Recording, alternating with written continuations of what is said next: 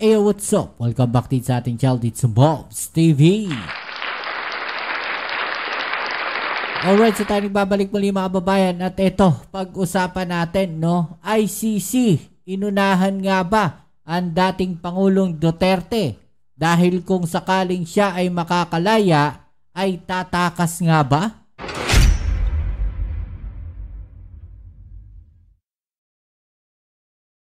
Okay, so yan ang ating alamin ngayon at pag-uusapan. Pero syempre, bago ang lahat, please don't forget to subscribe, like, share, at comment dyan sa comment section. Okay, so magpasa hanggang ngayon, marami talagang mga DDS ang halos nagwawala po sa galit, no? Dito sa nangyari sa ICC, maraming malungkot. At syempre, marami rin naman ang natutuwa sa naging desisyon ng ICC. Okay, so isa po sa nakikitang dahilan ng ICC kaya hindi po nila pinagbigyan ang interim release ng dating Pangulong Duterte ay dahil po baka tumakas po ito, mga kababayan.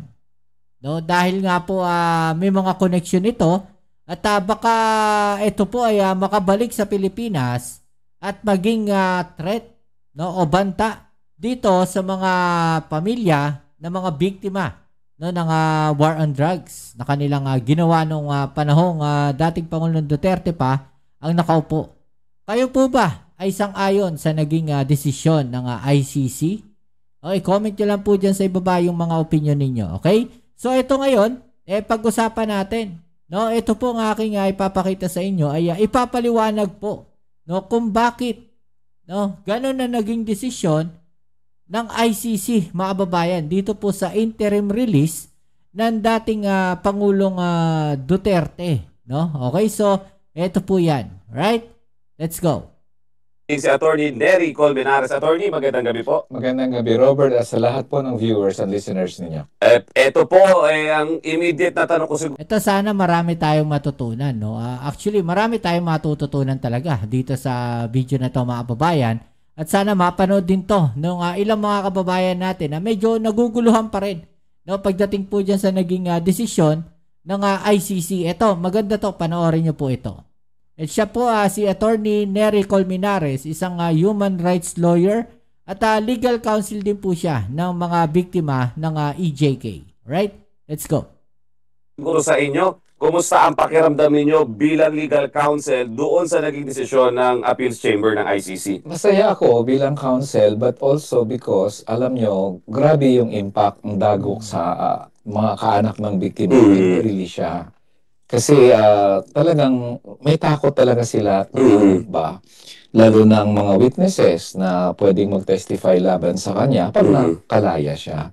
May track record naman si President Duterte na hindi talaga siya na sumusunod sa mga patakaran, nagtitreten siya, ayaw niya ng investigasyon. So, we're really happy. Masaya talaga kami na at least this round na ipanalo namin, pero ang hiningi pa syempre, sana may trial na para masimulan na ang kaso. So, kumbaga, Attorney Nery, parang at this point in time, nakahinga kayo kahit papano. Yes, oo, kasi alam namin, tinargue na namin yan, at yun naman ang binanggit ng Appeals Chamber ng ICC, na tingin namin, may risk talagang tumakas siya. Hindi talaga siya babalik sa ICC pag pinatawag na siya. At na-cite yan ng desisyon. Na kiniklaim niya na syempre walang jurisdiction yung ICC. Kinidnap lang siya. Tapos, actually, minumura-mura niya ng ICC ng mahabang panahon noon pa man Tapos para bang, pag inutusan ka namin mag-appear sa court for the trial, babalik ka ba? Babalik ka ba sa korteng sinabi mo nag-kidnap sa'yo? Parang gano'n So, very risky talaga at sinight din ang desisyon na malakas pa rin ang mga Duterte. Yung influence nila. Influence, tapos ang resources, ang yaman sila. Nakakapunta nga ng dahig mga anak nila. Buti pa nga sila Pag birthday, napupunta sila doon sa kanya. Yung mga kaanak ng mga biktima, wala nang birthday na pupuntahan yun. Wala nang pamasahe yun. So, really, tama ang Appeals Chamber sa decision niya to affirm the Appeals Chamber to affirm the decision of the pretrial chamber. Attorney, naisip nyo ba o na-feel na pala talaga ninyo na ito yung magiging desisyon papabor doon sa inyo na hindi siya payagan doon sa hearing nyo? Yes, kasi napakalakas talaga ng ebidensya at sinight ng korte. Ang una, ayon sa rules ng ICC, pwede kang humingi ng interim release pero maliban na lang kung may risk na tumakas ka. Pangalawa, maliban na lang kung may risk na mag-intervene ka sa investigasyon, i-attend mo yung investigasyon, yung mga witness, yung mga lawyers, yung mga biktima. At pangatlo, may risk na ituloy mo pa rin yung ginagawa mong krimen. So sabi naman ng pre-trial chamber dati pa, grabe ang wealth and resources niya. At tapos, alam mo palagi kong sinasabi to, pag may trial kasi, alam mo pag may trial, hindi ko maisip kung anong ebidensya ang ipipresent ni President Duterte para prubahan na wala akong kinalaman. Wala sa kinalaman. Diba? Kadami niya nang sinabi na kill, i-pardon ko kayo, amnesty ko kayo. So ano pa bang ebidensya? So most likely, at alam niya ito, pag may trial, more likely, makukonvict siya. So kung more likely makukonvict ka lang naman pala at wala ka namang ebidensya masasabi, ang tendency mong tumakas na lang, huwag na lang ako babalik kasi most likely makukonvict ako dyan, malaki. Kaya nga itong ano namin na, alam mo, pag ikaw ay inosente, Robert, at ikaw ay nakakulong, ang gusto mo, speedy trial. Para matapos na, para ma-release ako, di ba? Ito si President Duterte, baliktad. Motion na para ma-delay ang trial. Motion for interim release. Motion na i-suspend yung interim release. Motion to reinstate the interim release. So nakikita nyo na ginagawa para ma-delay and then even yung trial. Yes, kasi pag may trial proper, tingin ko alam niya, abogado naman siya, na mahirapan siya mag-submit ng ebidensya at most likely makonvict siya. So that was one of the reasons na flight risk siya. And secondly, of course, yung pag-threaten niya ng mga proceedings at investigasyon at sinight ng pre-trial chamber at ng appeals chamber na may track record siya na nakikialam sa mga investigasyon. Siyempre, lalo na laban sa kanya. And in fact, may mga ebidensya na binibrief yung mga witnesses sa kanya o posible tinatakot. So, sabi ng appeals chamber, yung risk nandiyan, hindi mo na kumbaga na overturn yung risk.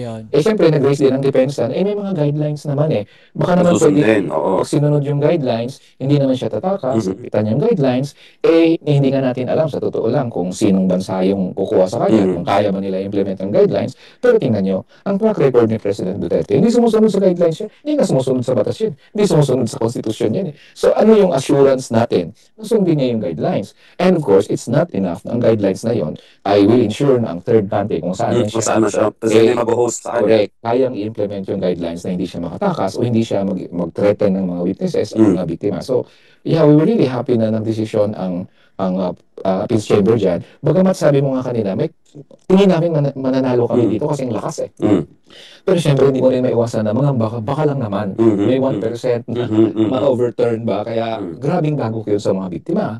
Grabing takot yun sa mga witnesses. At sa mga proceedings na nangyayari kahit dito sa Pilipinas, kung sakaling mag-grant yung interim release yan. Opo. Attorney Nery Castro, itong sa process, itong sa appeals chamber, pwede pa ba niyang i-apela yung decision na to o as is na yun na yun? As is na yun. Kasi yun na yung pinakamataas, appeals So, yun. Ngayon, ang rules na ng ICC nagsasabi na pwedeng i-review ng court ang decision niya every 120 days. Apat na buwan. So, every 120, at pwede silang humingi ng hearing ulit, once a year.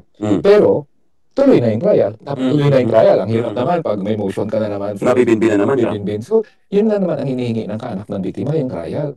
Kaya ito ang panawagan namin sa lahat na sana suportahan natin ang mga biktima na to. Kaya kanino ka man, kay Pro Duterte ka man, Antay Duterte ka man. Kasi ang hinihingi lang nila trial. Sa trial, hindi mo alam, Robert, kung ma-convict siya o ma-acquit. Hindi mo alam. Correct. Pero wala na kaming magawa doon. Di ba? Kung ma-acquit man siya, ma-convict. Pero at least may forum man lang na may ilabas namin yung mga ebidensya at malabas ng mga kaanak, yung mga kwento nila, kung paanong karumaldumal at walang awa na pinatay yung mga kaanak nila. Sabi nga ng mga kaanak, mabuti pa siya, may due process siya. Titingnan pa yung kanyang interim release every 120 days. May mga ganun pa, may confirmation of charges. Hanggang ngayon, wala pang trial dahil sa mga motion niya. Yung mga anak namin, pinatay. Hindi walang trial yun Hindi walang due process yun. So, mabuti binibigyan siya ng due process na pinagkait niya dun sa naging biktima ng drug war niya. Moving forward, Attorney Nery, ano yung next move ninyo bilang isa kayo sa legal counsel? Ano yung next move ninyo at nakikita nyo ba na magpapalakas yun etong naging desisyon na ito ng appeals chamber doon sa susunod din yun akmang? Pwede magamit yun siyempre ang desisyon to prove na kung kaya niya mag-threaten ng mga witnesses at mga investigasyon, nagawa niya na yan dati. Pero yung next move kasi dito, sa totoo lang, wala pang trial. nasa confirmation of charges pa lang. Kasi unlike sa atin dito, na pag nag-file na ang prosecutor o si Opo. fiscal ng information, korte na Diretso yung na sa korte. doon, i-confirm muna ng pre-trial chamber yung charges. Mhm. Hindi pa yan, humingi sila ng postponement eh. Sabi nga namin, dapat gustuhin mo ng may trial na eh. Ikaw pa humingi ng, so hindi pa na-confirm yung charges. Kung ma-confirm, syempre, yun na yung trial after Opo. that. Kung hindi ma-confirm, well, sana wag naman. But, kung hindi ma-confirm, syempre, di walang immediate trial yun kasi hindi na-confirm. Kaya nagtaka kami doon sa nire-raise nila na unfit for trial siya. Kasi daw may sakit siya. Sabi namin, paano ka mag-claim na unfit for trial? Wala pang trial. Ituloy kaya muna natin yung confirmation of charges. Tapos kung sakali man na manalo kami doon, ma-confirm yung charges, may trial na, doon ka mag-raise noon. Pero pang-delay lang kasi. Mantakin mo, unfit for trial, nire-raise mo sa pre-trial. Can you imagine that kind? Sana, kaya lang pinagbigyan sila ng ICC, hindi mo na natuloy ang confirmation. So moving forward, sa tanong mo, Robert, ang demand namin ngayon, ICC, i-confirm yun ang charges para masimulan na ang trial kaagad. Sana soon, sana Pasko, December. How soon, attorney, yung sinasabi natin soon na ganito? Hindi, wala na yan. Kasi ang problema namin doon sa ICC decision, at ako yung nagdi-disagree sa pre-trial chamber dito, nang sinuspend niya ang confirmation of charges, noong September 23 pa yun Hindi, wala siyang sinabing, suspend muna namin ngayon kasi may mga motion to sila eh. Magkita-kita na lang tayo November, halimbawa. September, October, November, magdi-December na. Ilang months na nabigay. Tapos, so hindi namin alam, we hope, i-confirm na yung charges at sana naman si President Duterte, tama na yung delaying tactics. I-confirm lang charges. Ayaw mo ba noon, mabilis yung kaso mo, makalaya ka. Tapos, kung may confirm at may trial na doon, maglabas kami ng ebidensya, maglabas ka rin ng ebidensya mo. At least malaman ng mundo kung ano ang kwento, paano pinaslang ang mga kaanak ng mga biktima. And then, attorney, nakikita nyo din ba na sabi nyo nga, pues, yung mga ginagawa ng camp ng dating Pangulo ay delaying tactics, nakikita nyo ba na with this decision, gagamitin din nila ito para mag-file ng ibang motion? Or To file another motion, hindi ko alam kung ano pang ma-file nila. Parang naubos na nila yung motion under the sun. Wala namang MR to eh. In fact, yun na yung MR mo, yung Senate rules na every 120 days. Parang sabihin ng IC, don't waste our time. Anyway, titingnan naman namin yung 120 days na yan, every 120 days. So I really hope na wala ng motion. Wala akong na-expect na motion pa. Maliban na lang kung gusto na naman nila i-motion na i-disqualify yung mga judges ng appeals chamber kasi bias or something. Pero grabe na yun na parang pag-disrespect na yun para sa akin, sa ICC at sa rules ng ICC.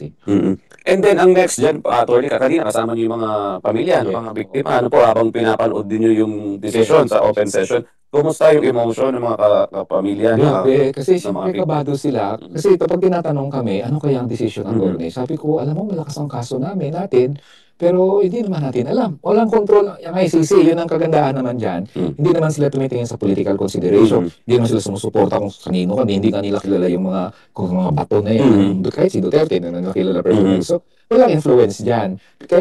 Pero dahil wala kang insight dyan, dito sa Pilipinas, baka may leak na yung decision doon walang leak, so hindi namin alam. Kaya medyo kabado din sila. Kasi syempre seguridad nila nakataya. Ma-release baka grabe yung atake sa kanila. Kanina pa lang, wala pang decision. Grabe na yung atake. So, they were really relieved and very, very happy. Masaya ang mga pamilya nila na at least ngayong araw man lang umabante ng konti yung kaso matapos silang maghintay ng 5, 6, 10 taon na halos ng hustisya para sa mga kaanak nila. At nakikita ba natin, attorney, meron bang chance na lapitan or magmosyon sa ICC with their procedures, respecting their procedures para mapabilis yung proseso? Yes, of course, we can always file motions na i-confirm yung charges. Isa yan sa pagpapabilis. Will you be doing that? Pag-usapan namin, kasi ako, I'd like to do that. But of course, I have to consult other lawyers. I'd like to do that. Na pwede namang i-confirm yun na ang charges.